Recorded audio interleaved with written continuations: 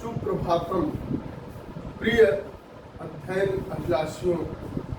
संस्कार की श्रृंखला में जो कि 16 संस्कार बताए गए हैं, उसमें 3 संस्कार माँ के उदर में और चौथा संस्कार जो जात कर्म संस्कार है, वो संस्कार की श्रृंखला में चौथा संस्कार अर्थात जात कर्म संस्कार या जन्म संस्कार। जात कर्म संस्कार या जन्म संस्कार होता है।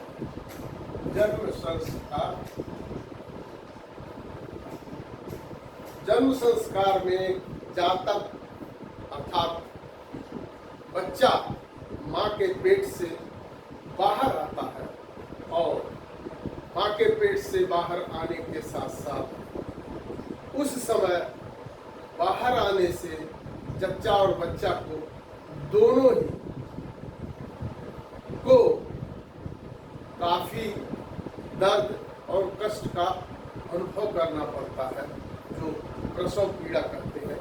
जो प्रसव जात कर्म में बच्चे का जन्म होता है, बच्चा गर्भ से बाहर आता है और जब गर्भ से बाहर आता है तो तमाम प्रकार के संस्कार, तमाम प्रकार की चीजें की जाती हैं, वो जात कर्म संस्कार कहलाता है।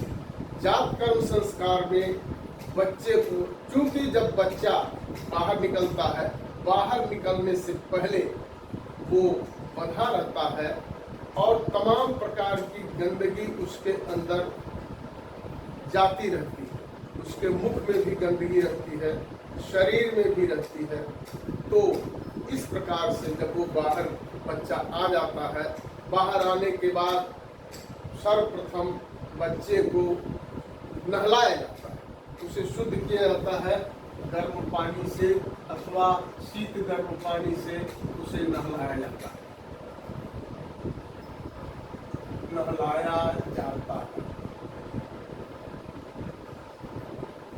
और उसे नहलाने के बाद उसे स्वच्छ किया जाता है।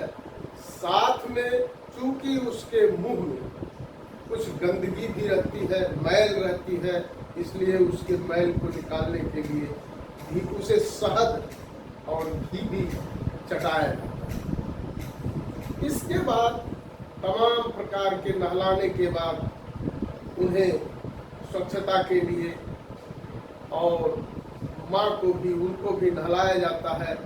और गीत औरतें जो होती हैं, गीतों से स्वागत करती हैं, बच्चे का स्वागत होता है इस सांसारिक दुनिया में और अच्छी कामना की जाती है।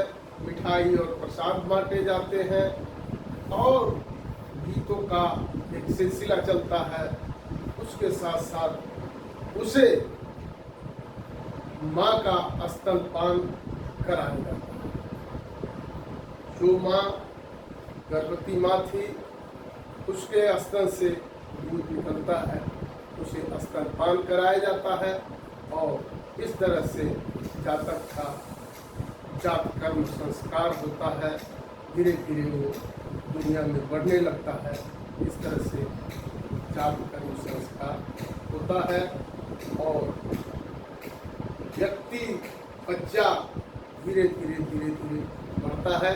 तो चौथे संस्कार में ये जात कर्म संस्कार कहलाता है, जबकि बच्चा माँ के उदर से पेट के बाहर सांसारिक दुनिया में प्रवेश करता है, वो जात कर्म संस्कार कहलाता है।